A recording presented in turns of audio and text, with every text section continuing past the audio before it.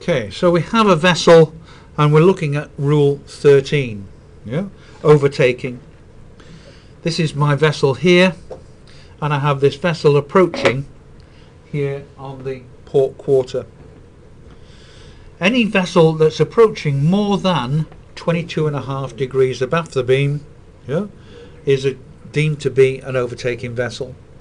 So similar to what we had here, is this vessel here is the giveaway vessel. This vessel should, under rule, well, vessels maintaining course and speed, yeah, so it's rule 17 and rule 16.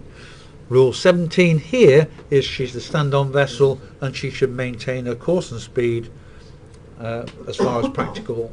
Yeah. This vessel is the giveaway vessel. She should take action early and substantial and to be clearly seen so as to pass at a safe distance. It doesn't say what she should do. In this particular case, she could alter course to port or she could alter course to starboard. Yeah? She has that option. She just has to keep out of the way. The areas that we're going to have difficulty with is going to be the vessel that's just on the beam. So if we can see this vessel could be construed that she's actually on the beam, and what you've got is the two vessels coming together. I think the clear situation in this is to prevent the situation developing. So we need to take early and positive action under Rule 8. Yeah? So it needs to be bold and substantive so as to make sure that we have a sufficient sea room. And then we have to ensure that what we're going to do is that we are going to take action so as to provide sufficient sea room.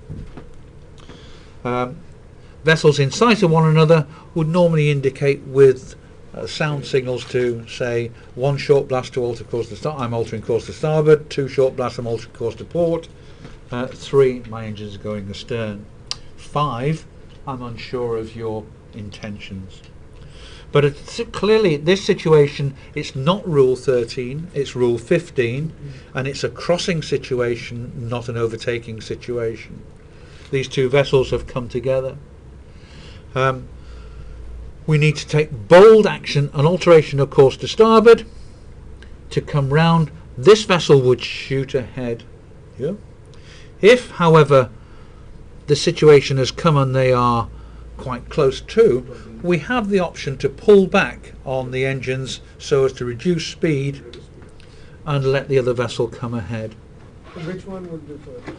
If it was some distance away, then up to 3 miles, or once it got to 3 miles, then I would come to starboard. Anything over 3 miles, if it was less than 3 miles, I'm more than likely to reduce speed. Yeah? Because I've got to think about what this other vessel is going to do. If he sees me starting to come round at 3 miles, then he's going to have babies. In each of the situations, you have to look and see what's ahead, what other action is going on, what is not my type of vessel, what is my manoeuvring characteristics.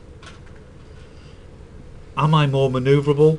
For a ferry, it may well be that I can manoeuvre very easily. DOF vessels that are more manoeuvrable may be the same. It's a bit different for the gas tankers that are not as manoeuvrable, or VLCCs. At 3 miles, can't we go to port? Because the rule doesn't say alter course to starboard. Okay, so what it says is that you should avoid altering. What I was going to say to you, let me just go on and say.